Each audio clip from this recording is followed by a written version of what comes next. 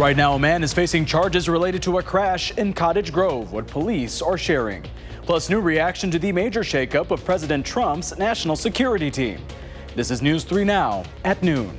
And thank you so much for joining us today. I'm Arman Rahman. Josh, we'll be back next week. Well, we begin with continuing coverage of that crash that killed Cottage Grove mother and chiropractor Dr. Cami Hansen. The driver involved is in jail. Court records show 49-year-old Jeffrey Endress lived just a few doors down from the Hansen family, close to where the crash happened. Endress now faces charges including first-degree reckless homicide and first-degree recklessly endangering safety in connection with Dr. Hansen's death. Police say he does not face charges related to drug or alcohol use. Police say speed was a contributing factor in the crash. Dr. Hansen's husband and son were both hospitalized. Her husband avoided major injuries while her son required emergency surgery. The investigation into that crash is ongoing. And the man charged with the abduction of a Beaver Dam teenager will go to trial. 40-year-old Gary Day faces charges stemming from the abduction of Sophia Franklin from her home on February 2nd. They were found near Omaha, Nebraska 2 months later. Franklin is pregnant and Day is believed to be the father. Franklin is back with her family. Day's next court date is June 3rd. And the mother of an inmate who died at the Waupun Correctional Institution is suing the prison. Donald Mayer's mother, Jeanette Mayer, filed the lawsuit Monday. She says her son was subject to cruel and unusual punishment. Prison staff found Donald dead in his cell in February of last year. He died because of dehydration and malnutrition. This is the fourth action brought relatives of inmates who died at the institution. 7 have died there since 2023. And the Sauk County Sheriff's Office solved a decades-old cold case, and the missing person is alive. Audrey Backberg has been missing since 1962. She was last seen in Reedsburg at age 20. At the time, the family's babysitter revealed she and Backberg hitchhiked to Madison. They then caught a bus to Indianapolis. Backberg was last seen walking around the corner from the bus stop. Despite ongoing efforts, that case went cold. That's until earlier this year when the Sheriff's Office was reviewing old cold case files. It led to new insights and more witness interviews. Sauk County Sheriff's Office confirmed Backberg is safe and living out of state. They say she voluntarily disappeared. And members of the state legislature are launching a historic new caucus. Legislators officially announced the Wisconsin Asian Caucus yesterday. It's the first legislative group dedicated to advancing the rights, visibility, and well-being of Asian American, Native Hawaiian, and Pacific Islander communities across the state. We are here to amplify the voices of the AAPI community. We are here to fight for racial and economic justice that lifts up all people. We are here to build a Wisconsin where all people from every race, zip code, income, language, and immigration status feel seen, valued, and empowered to lead. All 3 members from the caucus are first-generation Asian Americans. Well, some spotty rain chances for today. First Warn meteorologist Savannah Brito has a look at your certified most accurate forecast. Savannah. Thank you, Armand. Yeah, we are tracking some spotty showers. I think mainly once we get to the evening and really the early nighttime hours, that's when we'll have to worry about the rain that moves in. And that's for the most part actually going to be south and southeast of Madison across northern Illinois as well. But we are tracking that for later today into Friday night and early Saturday morning. It is going to be mild, though, as we get closer to the second half of the weekend. Sunday's looking the warmest half of the weekend. And then even beyond that into Mother's Day, we're tracking plenty of 60s and then even some days where we will have the 70s. We're not really seeing much on the future track radar right now. Most of that is sitting north of even Black River Falls. So we will be dry the next couple of hours, but then once we get closer to the evening, that's when those spotty showers are going to develop. And again, that's mainly going to be south and southeast of Madison. We're in the mid to even lower 50s across Dane County right now, 54 in Madison. And that's what most of southern Wisconsin is heading into that lunchtime hour. We'll still see temperatures warm up. I think our high today is going to still get back up to 58 later today, and then temperatures are going to fall. Sunday morning is going to be the colder half of the weekend as far as lows go, but afternoon temperatures are going to be warmer. We'll show what future track could look like heading into the evening coming up in just a little bit, Armand. All right, Savannah, thank you. And in the first staffing shakeup of the second Trump administration, the president has nominated Mike Waltz as ambassador to the UN hours after CBS News reported he was leaving his position as the national security advisor. President Trump is also ramping up his battle with Harvard University. Natalie Brand has the latest. When I have a problem, I call up Marco. He gets this solved. President Trump named Secretary of State Marco Rubio interim national security advisor, replacing former Congressman and military officer Mike Waltz. Sources tell CBS News it was a last-minute decision to nominate Waltz to be ambassador to the UN. Donald Trump has fired a lot of people.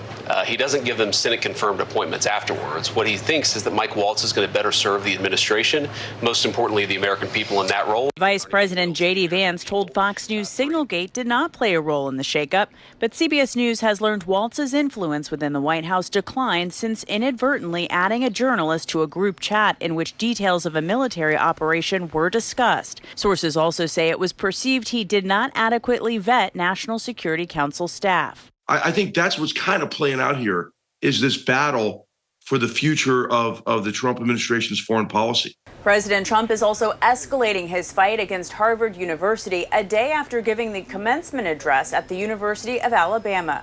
The next chapter of the American story will not be written by the Harvard Crimson. It will be written by you, the Crimson Tide. On social media Friday, the president said he's revoking Harvard's tax-exempt status. The university has already sued the administration for freezing more than $2 billion in federal funding after Harvard resisted the administration's pressure to enact policy changes to address anti-Semitism and DEI initiatives. Natalie Brand, CBS News, the White House. And Harvard released a statement in response, calling the president's plans to take away the tax-exempt status, quote, unprecedented and unlawful. And the Corporation for Public Broadcasting says it's exploring all options after President Trump signed an executive order yesterday cutting funding to PBS and NPR, citing alleged bias in the broadcasters' reporting. And if you shop online at Amazon Haul, Temu, or Shein, you might notice higher prices. The long-standing duty-free deal for Chinese imports worth $800 or less is over. That means all low-value packages from China will now carry duty fees. That's due to executive action from President Donald Trump last month. Now an affected item sent via the postal system carries a 120% duty or a $100 fee. On June 1st, the flat cost option rises to $200. An item shipped another way likely faces Trump's 145% tariff hike. Chinese e-commerce giants Shein and Temu say they raised prices a week ago to prepare for the loophole's end. Amazon says it considered showing how tariffs affect prices on its low-cost Amazon Haul site, but it backed off that idea. Well, coming up next, the Keebler Elves are taking on Oreo. Plus, fast food giant McDonald's sees a drop in sales to start the year, what the CEO is blaming it on.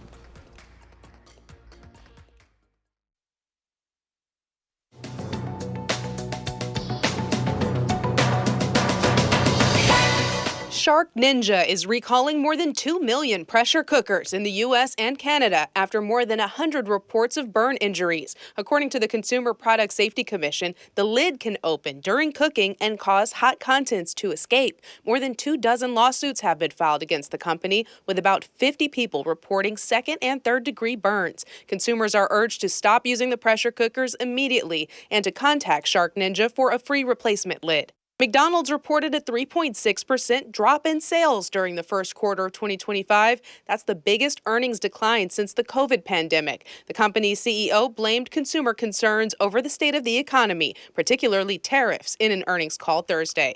And the Keebler Elves are taking on Oreo. Next week, the company is launching its new EL Fudge Choco Vanilla Cookies, featuring vanilla cream sandwiched between 2 elf-shaped chocolate cookies. Fans can also scan their packages into Keebler's digital platform for a chance to win loads of prizes, like a magical adventure for the whole family or gift cards. Keebler's EL Fudge Choco Vanilla Cookies hit store shelves May 7th. That's your CBS News Money Watch report. For more, log on to cbsmoneywatch.com. At the CBS Broadcast Center, I'm Jesse Mitchell.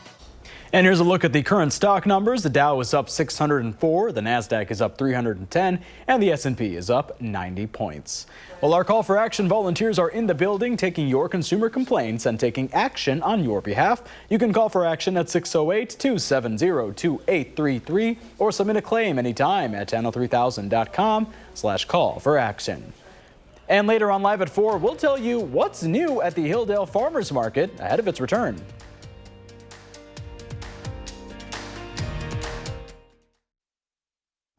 Welcome back. Let's check in now with Farm Bay Pam Yankee for your Midwest Farm Report. Ready for the weekend, Pam? I am indeed, Raman. And so are a lot of other folks that are looking forward to the Kentucky Derby. More on Wisconsin's connection to the Derby in just a little bit. Let's congratulate the winner of Wisconsin's Best Beef Burger Contest. The Wisconsin Beef Council basically collected entries from all across the state of Wisconsin, came down with the Elite Eight. In the end, the winner that was selected is Brazen Head Pub in West Bend. Their entry, Brazen Beer Cheese Burger, is a half-pound of Angus beef topped with cheddar cheese, bacon, onion rings, and Harp beer cheese served on a pretzel roll. They also have a build-your-own burger where you can choose pretty much everything from the bun, the sauce, the veggies, as well as the cheese. The contest was designed by the Wisconsin Beef Council, looking to promote 100% beef burgers. Now, if you want to see the rest of the Elite Eight, in case you want to make a trip around Wisconsin enjoying these burgers, just pop on over to beeftips.com. It's part of Wisconsin's celebration. May is Beef Month. In fact, if you happen to fuel up your vehicle this weekend, you may see another message about May being Beef Month in Wisconsin. The Beef Council partnering up with Quick Trip as well as a smoker operation so that you can have an opportunity to enter at the pump and possibly take home a grill smoker for the season. So May is Beef Month. We'll be talking more about that. Also, I was mentioning about how Wisconsin still got connections to the Kentucky Derby, the 151st running of the Roses coming up tomorrow. Let's remember, some of our Wisconsin bourbon makers compete with the very best down in Kentucky. People think about the Bourbon Trail down there. Well, this weekend, J. Henry Distillery in Dane is going to be focusing in on their fantastic bourbons and having a little celebration with all the finery and dress that comes along. And don't forget about Wollersheim's in Prairie du Sac. They're also going to be featuring their spirits in mint juleps. Just a couple ways to keep the connection with Wisconsin and the race. Dairy markets today, barrel cheese up 2 at $1.75.5. 40-pound block cheese up a half at $1.76. The AA butter finishes the week 2 cents stronger at $2.33 a pound. And I'm going to guess when you saw that burger from the Brazen Head Pub in West Bend, Armand, that even you had your stomach to contend with as far as audio on the set. Yeah, you could not. That one. Yeah, I haven't eaten lunch yet, Pam. You can't show me that. I know. It's a good-looking burger. I'm sure people are going to swarm to West Bend. Yeah, I'll have to check it out. Thank you so much, Pam. You bet. Have a good weekend. You too. Well, you want to own a piece of Madison culture and support the community at the same time? The Wisconsin Union is selling limited edition mini chairs inspired by the iconic terrace furniture. They'll join the lineup of other mini chairs the Union sold in the past, but these have a little bit of a twist. All proceeds from the chairs will go to UW-Madison's food pantry, the Open Seat. The new mini chairs feature the word open in the center. You can buy them in person for $16.99 at Memorial Union or Union South or online at the Terrace store. There are only 864 chairs available, so make sure you get yours soon. And fishing season's here. Starting tomorrow, Wisconsin's inland fishing season begins statewide, and this year, the Department of Natural Resources is debuting its Fish Finder app. This will help anglers find launch locations and access points, fishing regulations, and more. Residents and non-residents must be 16 and older to purchase a fishing license. They can be purchased online or at registered locations. Annual resident license costs $20 each. However, a spousal license is $31. For more information and reminders, visit channel3000.com. And it'll be a beautiful weekend to get on the lake. Isn't that right, Savannah? Yeah, Armand, I can't wait to take my paddleboard out. I think I might have to wait a little bit longer, but this weekend overall is looking pretty good. We're at 54 right now at the Dane County Regional Airport, but this live looks outside Platteville. A lot of cloud cover no matter where you are located across southern Wisconsin. We'll see temperatures warm. I think we'll make it up to 58 still in Madison, so mid to upper 50s, and that's where most of us are sitting across not only Dane County, but also outside of southern Wisconsin too. 52 currently in Deerfield. We're at 54 at the airport, like I mentioned, 51 in Watertown, and then 56 in Lone Rock. One of the warmer temperatures just sitting to our southwest, 57 currently in Bosca Belt. We don't have any rain right now. We had some spotty showers early this morning, and any activity we really see up even north of Camp Point Douglas, you can see a little bit of green on radar that's developing, and then also a spotty shower kind of by Watertown. I don't think we're going to see that everywhere, definitely not as heavy as what we had yesterday, but some spotty showers will take us through the afternoon, the rest of the afternoon, and then also the evening. Anything that develops late this evening, kind of around dinner time between 6 and 7, that's for the most part going to be south and southeast of Madison. I do think we could see a brief heavy shower in the city of Madison. That'll be as we're heading into about 7 to 7:30. Now this latest model is showing some of that rain getting up north. I think the best chance is going to be out across south of here, northern Illinois. And then also areas like Monroe, Janesville, Watertown, and Waukesha. But I do think this will take us into early Saturday morning. After that, we'll finally start to see some clouds decrease. This is a look at about lunchtime or shortly after that Saturday afternoon. A lot of sunshine, so I think partly sunny skies the first half of the day, and then the latter half heading into about sunset time or dinner time, we will be mostly clear. But that's going to allow temperatures to fall a lot overnight into early Sunday. We'll be waking up to the 30s, but then we do have a nicer day as a whole on Sunday. That'll be the second half or the better half of this upcoming weekend. We still could use the rain. The southern part of Dane County is abnormally dry. That's all this yellow. Mineral Point, at least south of it, Monroe, and also the Platteville area are still currently sitting under moderate drought conditions. Those are the areas that could use the rain. I really don't think those places will see the rain out of the showers we'll see tonight into tomorrow. Again, that's mainly going to be south and southeast of Madison. Everyone will see visibility issues. It's not the case right now, though, early afternoon.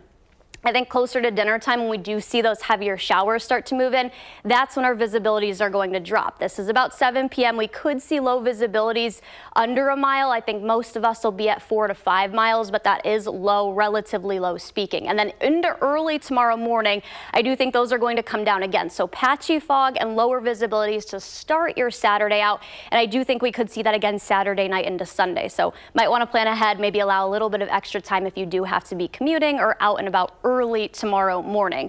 Winds are not going to be much of a factor after we get through Saturday or Sunday. Might see those gusting up to about 15 to 20 miles per hour. It's not going to be as windy as what we just had last weekend or even on Monday by any means. So that's good. We'll see those kind of come down then Saturday night into Sunday. And then those are going to pick up again once we're heading into lunchtime Sunday. That'll be the windier day, so yes, we'll be warmer and we'll see the sunshine, but it'll also be the windier the day where we could see gusts upwards of about 30 to 35 miles per hour. But still, I do think Sunday's looking like the better of the 2 weekend days. I think Saturday night into Sunday will be the cooler start, and then we've got nighttime lows that actually get into the lower 50s. So won't need the jacket heading out in the morning, and then look at the highs, Armand. Looks pretty good. 70s consistently Tuesday, and that'll even take us into Mother's Day weekend too. Oh, there we go. Is that summer peeking through? Maybe a little bit, and next week's the first full week of May, so it looks pretty good in my opinion. Me too. Thank you, Savannah. You're welcome. And when we come back, Howard has a perfect recipe for that upcoming famous race. We have a winning recipe just in time for the Kentucky Derby. It's amazingly good, and we're not horsing around. Just want to give you a heads up that this Saturday is the Kentucky Derby. You probably won't want to miss it, since the Derby is known as the most exciting 2 minutes in sports. And whether you're going to watch it at home or you're planning on having an impromptu Derby bash, I have just the thing to serve that's always a winner. They're called hot brown bites, and they're as much a part of the Derby as a mint julep or those big floppy hats. We start by placing slices of party rye bread on a baking sheet and topping each piece with some thinly sliced turkey breast. Slices of tomato go on top of that, and right before serving, we spoon on a homemade cheese sauce, and under the broiler they go. Once the sauce starts to bubble and the edges get golden, they're ready to finish with, get this, some crumbled bacon. Do these look good or what? Between the layers of the turkey, the creamy cheese sauce, and the smoky bacon, what's not to love?